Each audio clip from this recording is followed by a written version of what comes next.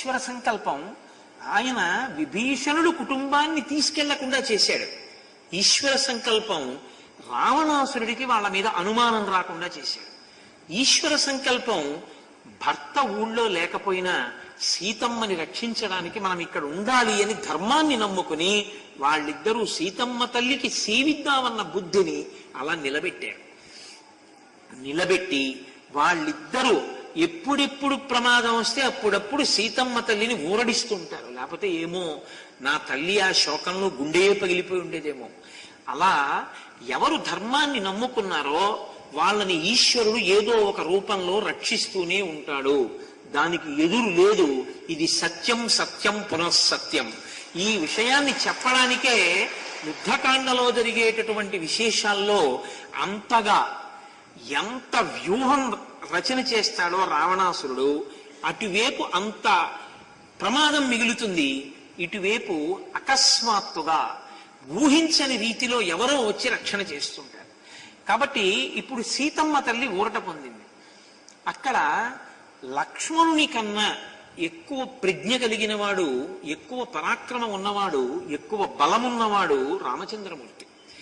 నేను మీతో మనవి చేశాను, నాగాస్త్ర ప్రయోగం చేస్తే ఇక బ్రతకడం కష్టం. ఎందుకని అంటే దెబ్బల వలన నిత్తురు కారడం వల్ల కాదు. నాగాస్త్ర బంధనం చేసినప్పుడు ఆ నాగములు, ఆ పాములు విషాన్ని ఎక్కిస్తుంటాయి శరీరంలోకి. ఎంతసేపు ఎక్కిస్తాయంటే ఆ వ్యక్తి మృతి చెందేంత వరకు ఎక్కిస్తుంటాయి. ఒక పక్క విషం ఎక్కిస్తూనే రక్తం పోయింది. అయినా సరే లక్ష్మణుని కన్నా ముందు రాముడు స్పృహ పొందాడు. ఆయన సమస్త అస్త్ర శస్త్ర విశారదుడు. వేదేశ వేదేషు వేదాంగేషు చ నిష్ఠిత అని కదా హనుమ చెప్పారు. ఆయనకి తెలుసు సమస్త అస్త్రముల గురించి. కాబట్టి ఇప్పుడు ఆయన ఒక నిర్ణయానికి వచ్చారు. నేను స్పృహని పొందాను, కానీ నేను లేచి నిలబడి ఏదో చెయ్యగలనన్న నమ్మకం లేదు. ఎందుకంటే ఈ అస్త్రం విడిచిపెట్టదు. ఎవరూ వచ్చి విడిపించగలిగిన వాళ్ళు లేరు. ఋషులే వచ్చినా, దేవతలే వచ్చినా, ఇంద్రుడే వచ్చినా ఇక ఈ అస్త్రాన్ని విడిపించలేడు. నేను కనీసం స్పృహని పొందాను, ఈ లక్ష్మణుడు స్పృహని పొందలేదు. కాబట్టి ఇతను మృత్యువుని పొందుతున్నాడు అనుకున్నారు రామచంద్రమూర్తి. నేను నరుడి కథ కాదండి వినమన్నాను. ఇప్పుడు రాముని యొక్క శీల వైభవం బయటకు వస్తుంది. ఆయన సీతమ్మ గురించి ఏడవలేదు. ఆయన ముందు దేనికి ఏడ్చారంటే పక్కన పడిపోయి ఉన్నటువంటి లక్ష్మణుణ్ణి చూసి ఏడ్చారు. అది రాముని యొక్క ప్రేమ అంత గొప్పగా ఉంటుంది. సహజం కదండి. పక్కన తమ్ముడు అలా పడిపోయి ఉన్నాడు. కిన్నుమే సీతయా కార్యం కింకార్యం జీవితేనవా శయనాం యోధ్య పశ్యామి భ్రాతరం యుధి నిర్జితం. ఇలా ప్రాణములను పోగొట్టుకుని నా తమ్ముడైన లక్ష్మణుడు భూమి మీద నా పక్కన నెత్తుటి మడుగులో పడుంటే నేను కనీసం లేచి లేవనెత్తలేనటువంటి స్థితిలో ఉన్నాను. ఇక నాకు సీత లభిస్తే మాత్రం ఏమి సంతోషం. తమ్ముడు మరణించిన తరువాత నాకేం ఆనందం ఉంటుంది అంటే ఎంతమంది ఏడిచేటట్టు చెయ్యగలిగాడో చూడండి ఆ ఇంద్రజిత్తు. శక్యా సీతా సమా నారీ మర్త్యలోకే విచిన్వత న లక్ష్మణ సమో భ్రాత సచివ సాంపరాయిక. దీన్ని మీరు సహృదయంతో అర్థం చేసుకోవాలి. సీతమ్మ లాంటి కాంత, అటువంటి గుణములు కలిగిన కాంత మళ్ళీ దొరకచ్చు. కానీ తోడ పుట్టినవాడన్నవాడు మాత్రం ఆ జన్మకి వాడొక్కడే. ఇక మళ్ళీ తోడ పుట్టినవాడు ఉన్నవాడు ఉండడు. ఇది బాగా జీర్ణమైతే అన్నదమ్ములతో దెబ్బలాడడం, అన్నదమ్ముల్ని ఇక నువ్వు నేను మాట్లాడుకోవద్దు అన్నమాట అనడం చాలా కష్టం. ఇది ఒకడికే తెలిసి రెండో వాడికి తెలియకపోతే తెలుసున్నవాడు పొందేటటువంటి వ్యథ వేరుగా ఉంటుంది, తెలియని వాడికి ఉండేటటువంటి ఉగ్రత వేరుగా ఉంటుంది. అన్నదమ్ముల్లో అన్నకో తమ్ముడికో ధర్మం తెలుసు అనుకోండి, అన్నకో తమ్ముడికో తెలియదు అనుకోండి, ఇద్దరే ఉండి చాలా క్లిష్టంగా ఉంటుంది ఆ పరిస్థితి. ఎవడికి ధర్మం తెలుసో వాడు నలిగిపోతుంటాడు జ్ఞాపకానికి వచ్చినప్పుడు. రెండో వాడు చాలా బాధ్యతారహితంగా ఉంటాడు. అది ఏదో గత జన్మలలో చేసుకున్న పాపం బహుశా క్షయం అవుతోంది అని అనుకోవలసి ఉంటుంది. కాబట్టి ఇప్పుడు రామచంద్రమూర్తి అంటారు, ఇటువంటి లక్ష్మణుడు, ఇటువంటి సోదరుడు నేల పడిపోయి ఉన్నాడు. సీతమ్మ లాంటి కాంత దొరుకుతుందేమో, తోడ పుట్టిన వాళ్ళన్న వాళ్ళు మాత్రం ఈ జన్మకి ఇంతే. ఇక కొత్తగా రావడం ఉండదుగా అన్నదమ్ములు. అయ్యో ఇలా పడిపోయాడు లక్ష్మణమూర్తి. పరిత్యక్షామ్యహం ప్రాణాన్ వానరాణాంతు పశ్యతాం యది పంచత్వమాపన్న సుమిత్రానందవర్ధన. నా సోదరుడైనటువంటి లక్ష్మణమూర్తి ప్రాణములను విడిచిపెట్టాడు కాబట్టి ఈ వానరుల సమక్షంలో నేను కూడా ప్రాణం విడిచిపెట్టేస్తాను. ఈ కౌసల్య ఈ సుమిత్రానందవర్ధనుడైనటువంటి లక్ష్మణమూర్తి చాలా గొప్పవాడు, నాకు కుడిభుజము వంటి వాడు, గొప్ప సహాయకుడు. ఇటువంటి వాడు ఇలా నేల మీద పడిపోయిన తర్వాత నిజంగా ఒకవేళ నేను బతికి సీతమ్మనే పొందిన, నేను తిరిగి కోసల రాజ్యానికి వెళ్ళినప్పుడు సుమిత్ర ఎదురొచ్చి, నా కొడుకు నీకు సహాయం చేయడానికి నీతో వచ్చాడు కదా, ఒక్కడవే వచ్చావే, నా కొడుకు ఏడని అడిగితే నేను ఏం చెప్పనని అడిగాడు. నిజంగా రామచంద్రమూర్తి యొక్క ప్రేమ, అన్నదమ్ముల ప్రేమ అంటే ఎలా ఉండాలి అన్నదానికి రాముడు మార్గదర్శకంగా నిలబడతాడు. నేను ఆనాడు చెప్పలేను కాబట్టి, అసలు నేను జీవితంలో చేసిన పెద్ద తప్పంటూ ఏదైనా ఉంటే, దిగ్మాం దుష్కృత కర్మాణం అనార్యం యత్కృతే హ్యసౌ లక్ష్మణ పతిత శేతే శరతల్పే గతాసువత్. లక్ష్మణుణ్ణి అరణ్యవాసానికి తీసుకురావడం ఏమిటి? నేను తిరస్కరించద్దు, తమ్ముడా నువ్వెందుకురా అరణ్యవాసానికి అననద్దు, అరణ్యవాసానికి తీసుకొచ్చాను. నేను చేసినటువంటి పాపకార్యము యొక్క ఫలితం ఇప్పుడు అనుభవిస్తున్నాను. ఇప్పుడు ఈ లక్ష్మణమూర్తి ప్రాణాలని విడిచిపెట్టారు అని, యథైవ మాం వనం యాంతం అనుయాతో మహాద్యుతి అహమప్యనుయాస్యామి తథైవైనం యమక్షయం. నేను అరణ్యాలకు బయలుదేరుతున్నప్పుడు అన్నా నిన్ను సేవిస్తాను అని నా వెంట వచ్చాడు. అటువంటి లక్ష్మణమూర్తిని నేను దక్కించుకోలేకపోయాను. ఇష్టబంధుజనో నిత్యం మాంచ నిత్యం అనువ్రత ఇమామద్యగతో వస్తాన్ మమా నార్యస్య దుర్నయై. ఆయన బంధువుల చేత అందరి చేత ప్రీతిని పొందినవాడు, బంధువులందరి చేత గౌరవింపబడినవాడు. అటువంటి వాడు ఇటువంటి దురవస్థకి లోనైనటువంటి వాడు. యన్మయాన కృతో రాజా రాక్షసానాం విభీషణ తత్య మిథ్యా ప్రలప్తం మాం ప్రదక్షతిన సంశయ.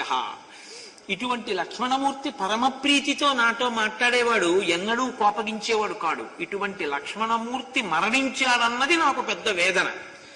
రెండవ పరివేదన ఏమిటి? రామో దిర్నాభిభాషతే నాకిన్నాళ్ళు పేరు. నేను విభీషణుడికి మాటిచ్చాను, నీకు లంకారాజ్యం ఇస్తాను అని పట్టాభిషేకం చేశాను. ఇప్పుడు లక్ష్మణమూర్తి వెళ్ళిపోయాడు, నేను కూడా వెళ్ళిపోతున్నాను. నాకు మిథ్యావాది అని పేరు వస్తుంది. ఎందుకని అంటే నేను ఇచ్చిన మాట నిలబెట్టుకోలేదు. నేను విభీషణుడికి లంకారాజ్యం ఇవ్వలేదు, రావణాసురుణ్ణి సంహరించలేదు. అంగదంతు పరస్కృత్య ససైన్య ససుహృజ్జన సాగరంతర సుగ్రీవ నీలేనచ నలీనచ. అంగదంతు పురస్కృత్య, నీవు అంగదుణ్ణి తీసుకుని ఓ సుగ్రీవ, ససైన్య ససుహృజ్జన, నీ యొక్క సుహృత్తులు స్నేహితులతోటి సైన్యంతో అంగదుడితోటి కలిసి మళ్ళీ ఆ సేతువు మీద వానర రాజ్యానికి అందరూ తిరిగి వెళ్ళిపోండి. సుగ్రీవ ఇక్కడ ఉండవద్దు, ఎందుకంటే నీలేనచ నలేనచ, నీలుణ్ణి నలుణ్ణి కూడా నీతో తీసుకుని వెళ్ళిపో. ఎందుకంటే ఇక మేమిద్దరం ప్రాణములతో ఉండడం సంభవం అయ్యేటటువంటి విషయం కాదు. మీరు ఇక్కడే ఉంటే ఇంకా సైన్యం మిగిలి ఇక్కడ నిలబడింది అని రావణాసురుడు మళ్ళీ ఇంద్రజిత్తుని పంపి మిమ్మల్ని కూడా సంహరిస్తాడు. కాబట్టి ఇక మేమిద్దరం బ్రతకనప్పుడు రావణుడితో యుద్ధము, సీతమ్మని తీసుకొచ్చే ప్రయత్నం అనేటటువంటి దానికి ఒక అర్థం లేదు. కాబట్టి మీరు తిరిగి వెళ్ళిపోండి అని ఈ మాటలు చెప్పి ఆయన పడిపోయి ఉంటే ఆ చుట్టూ చేరినటువంటి వానర యోధులు రోధిస్తున్నారు. ఒక దృష్టిలో ఒక స్థితిలో విభీషణుడు అంతటి వాడన్నాడు, రావణుడు కోరుకున్న కోరిక నెరవేరదు కదా. అంత భయంకరమైన స్థితిని కల్పించాడు ఇంద్రజిత్తు. అంటే నా ఉద్దేశ్యం సీతమ్మ తల్లిని తక్కువ చేసి ఆలోచించాడని కాదు, రామలక్ష్మణులు లేకుండా చేస్తాను మానవులు గొప్ప అన్నాడు కదా, ఆ కోరిక నెరవేరదు కదా అన్నాడు. అంటే ఎంత శంక వాళ్ళల్లో ప్రబలిందో చూడండి. అటువంటి సమయంలో సుషేణుడు ఆయన అన్నాడు, పూర్వం దేవతలకు దానవులకు యుద్ధం జరగడం నాకు తెలుసు. ఒక పక్క ఈ అల్లరి జరుగుతుంటే ఉన్న వానరులందరూ పారిపోవడం మొదలుపెట్టారు, అదో పెద్ద గొడవ. ఎందుకో తెలుసా అండి? అదే సమయంలో విభీషణుడు పరిగెత్తుకుంటూ వచ్చాడు రామచంద్రమూర్తి దగ్గరికి. విభీషణుడు పరిగెత్తుకొస్తే అచ్చు ఇంద్రజిత్ విభీషణుడిలాగే ఉంటాడు, పర్వతాకారుడై నల్లగా విభీషణుడిలా ఉంటాడు. ఇంద్రజిత్తే వచ్చాడు మిగిలిన వాళ్ళని చంపడానికని వానరులు పారిపోవడం మొదలుపెట్టాడు. అప్పుడు సుగ్రీవుణ్ణి పిలిచి అతను ఇంద్రజిత్తు కాడు, అతను విభీషణుడు ఇంద్రజిత్ కాడని సముదాయించి వానర సైన్యాల్ని నిలబెట్టమని సుగ్రీవుణ్ణి పంపారు. ఇంత ఉత్కంఠతో కూడినటువంటి పరిస్థితి. ఇటువంటి పరిస్థితులలో సుషేణుడు అనబడేటటువంటి వానర యోధుడు ఆయన అన్నాడు, నేను పూర్వం దేవదానవ సంగ్రామాన్ని చూశాను. అంత గొప్ప సంగ్రామంలో దానవుల చేత దేవతలు కూడా పడిపోయేవారు. పడిపోతే విశల్యకరణి, మృత సంజీవని, సంధానకరణి, సంవర్ణకరణి అని ఓషధులు. ఆ ఓషధులను చతుర్ముఖ బ్రహ్మగారు సృష్టి చేసి గుప్తంగా వాటిని పాలసముద్రం పక్కన ఉండేటటువంటి క్షీరసాగరం పక్కన ఉన్నటువంటి చంద్రగిరి, ద్రోణాద్రి అనబడేటటువంటి పర్వతాలలో, కొండలలో, గుహలలో ఉంచాడు.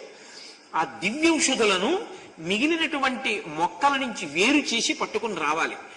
అవి పట్టుకుని వస్తే ఈ పాములను విడిపించవచ్చు.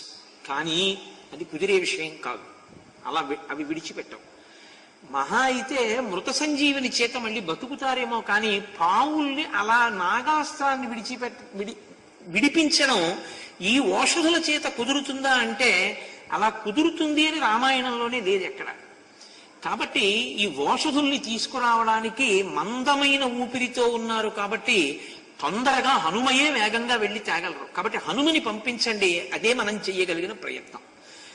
ఈ మాట అనుకుని పంపడమా హనుమని పిలవడమా అనుకుంటున్న సమయంలో ఏతస్మిన్నంతరే అంటారు. ఏతస్మిన్నంతరే అంటే ఇలా అనుకుంటున్న సమయంలో ఏతస్మిన్నంతరే వాయు మేఘాంశ్చాపి సవిద్యుత పర్యస్యన్ సాగరే తోయం కంపయన్నివ మీదినీం మహతా పక్షవాతేన సర్వద్వీప మహాద్రుమాః నిపేతుర్భగ్న విటపాః సమూలాలవణాంభసి అభవన్ పన్నగాస్త్రాస్త భోగినస్తత్ర వాసినః శీఘ్రం సర్వాణి యాదాంసి జగ్ముశ్చ లవణార్ణవం తతో ముహూర్తాద్గరుడం వైనతేయం మహాబలం వానరా దదృశుః సర్వే జ్వలంతమివ పావకం తామాగతం అభిప్రేక్ష్య నాగాస్తే విప్రదుద్రువుః ఏయిస్తౌ సత్పురుషౌ బద్ధౌ శరభూతైర్మహాబలౌ.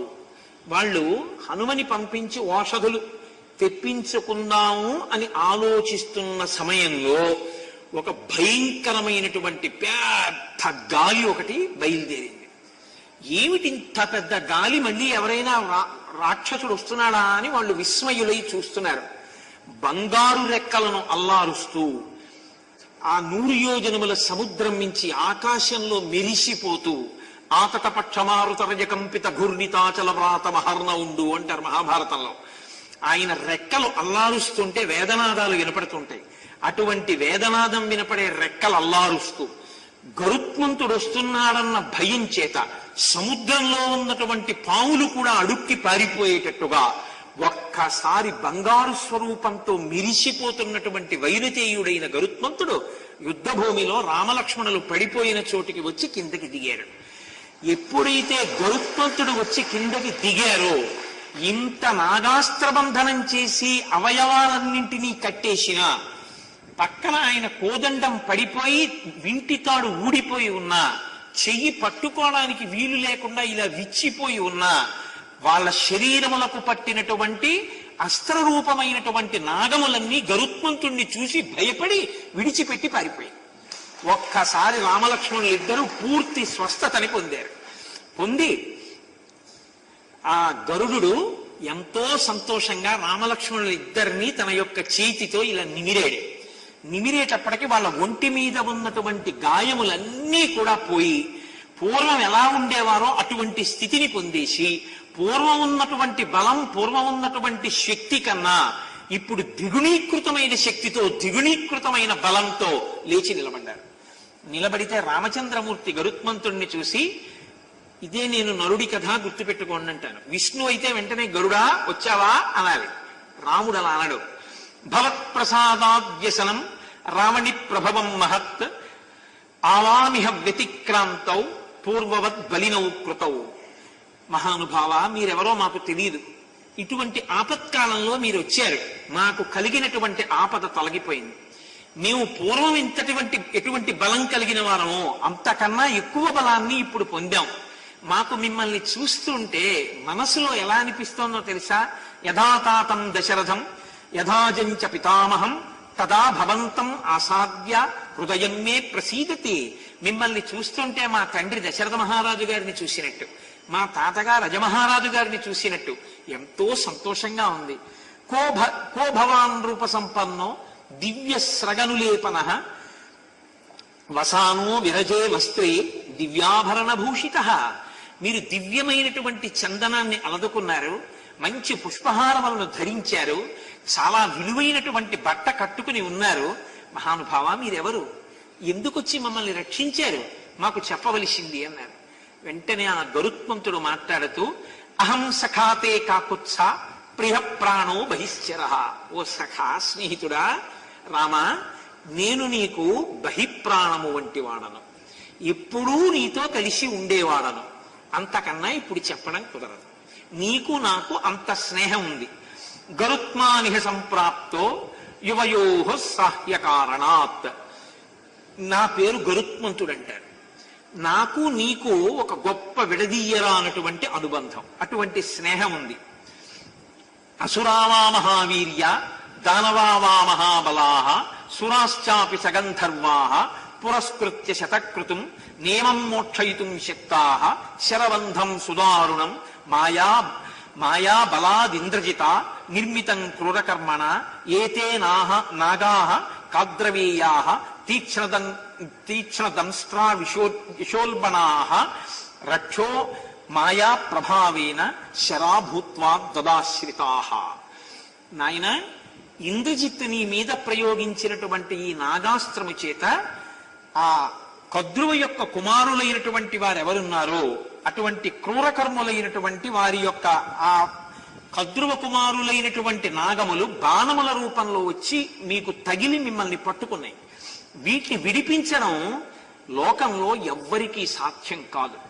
అసురావా మహావీర్య రాక్షసులు కాని, దానవావా మహాబలాహ దానవులు కాని, సురాశ్చాపి సగంధర్వాహ దేవతలందరూ కలిసి వచ్చినా గంధర్వులు వచ్చినా, పురస్కృత్య శతకృతం ఇంద్రుడే దిగొచ్చిన, నియమం మోక్షయితుం శక్త్యాహ ఈ నాగాస్త్రం నుంచి ఎవరూ రక్షించలేరు.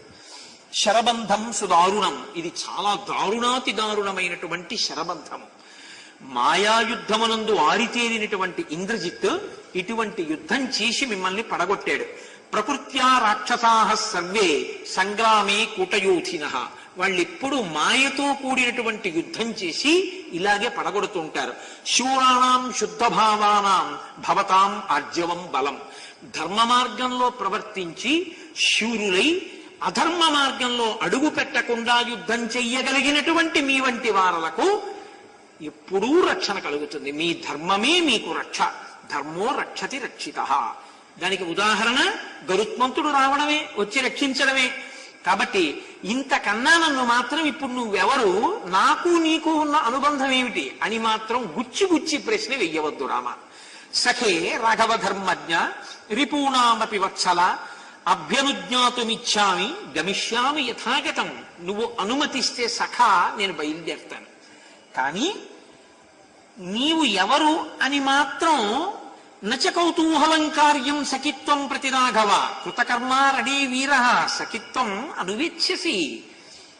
భవిష్యత్తులో ఒకనొకనాడు నువ్వెవరు నేనెవరు, నీకు నాకు ఉన్న అనుబంధం ఏమిటి నీకు తెలుస్తుంది. ఇప్పుడు మాత్రం అంతకన్నా నువ్వు నన్ను కుతూహలంగా ప్రశ్న వెయ్యొద్దు. నువ్వు ఎందుకు వచ్చావు నా దగ్గరికి, ఎందుకు రక్షించావు, మన ఇద్దరికి ఏ అనుబంధం ఉంది అన్న మాట మాత్రం నువ్వు అడగద్దు. ఎందుకని?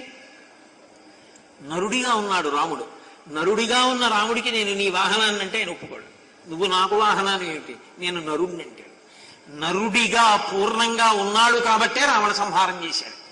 కాబట్టి ఇప్పుడు ఆ ప్రశ్న ఆ జవాబు గరుత్మంతుడు చెప్పలేడు. కాబట్టి ఇంతకన్నా మీరు నన్ను అడగవద్దు. బాలవృద్ధావశేషాంతు లంకాం కృత్వా శరోర్మిభిః రావణంచ రిపుం హత్వా సీతాం సముపలప్స్యసే. వృద్ధులు బాలులను మాత్రం విడిచిపెట్టి ఈ లంక అంతా నశింపచేసి సీతమ్మ తల్లిని నువ్వు పొందగలవు. ఇత్యేవ ముక్త్వా వచనం సుపర్ణ శీఘ్ర విక్రమ రామంచ విరుజం కృత్వా మధ్యే తేషాం వనౌకసాం. ఈ మాటలు రామచంద్రమూర్తితో లక్ష్మణమూర్తితో చెప్పి గరుత్మంతుడు పరమ సంతోషంగా ఎలా వచ్చాడో అలా మళ్ళీ రెక్కలల్లారుస్తూ సముద్రం మీదుగా వెళ్ళిపోయాడు. ఆయన వచ్చినటువంటి కారణం చేత వానర సైన్యం అంతా మళ్ళీ ద్విగుణీకృతమైనటువంటి ఆనందాన్ని పొందారు. పొంది రామలక్ష్మణులు ఇద్దరూ మళ్ళీ తేజోవిరాజితులై లేచి నిలబడి కోదండాలు చేత్తో పట్టుకునేటప్పటికీ వానర సైన్యం అంతా ఉత్సాహాన్ని పొంది ధర్మమూర్తి అయిన రామచంద్రమూర్తికి ఆపదొస్తే గరుత్మంతుడే వచ్చి రక్షించాడు, మనకేమిటి లోటు రాముడుండగా అని ఒక్కసారి అందరూ జై శ్రీరామచంద్రమూర్తికి జై అని అరుస్తూ అందరూ మళ్ళీ యుద్ధానికి సిద్ధపడి పెద్ద పెద్ద నాదములు చేశారు. పిలిచి ఏమైందో వెళ్ళి చూసి రండి అన్నాడు. గబగబా గూఢచారులు మేడ మీదకెక్కి చూశారు. అయ్యా, మీతో ఇంద్రజిత్తు ఎవరిని పడగొట్టానని చెప్పాడో వాళ్ళు ఇతపూర్వం మేము చూసిన కన్నా తేజోవిరాజితులై నిలబడి ఉన్నారు.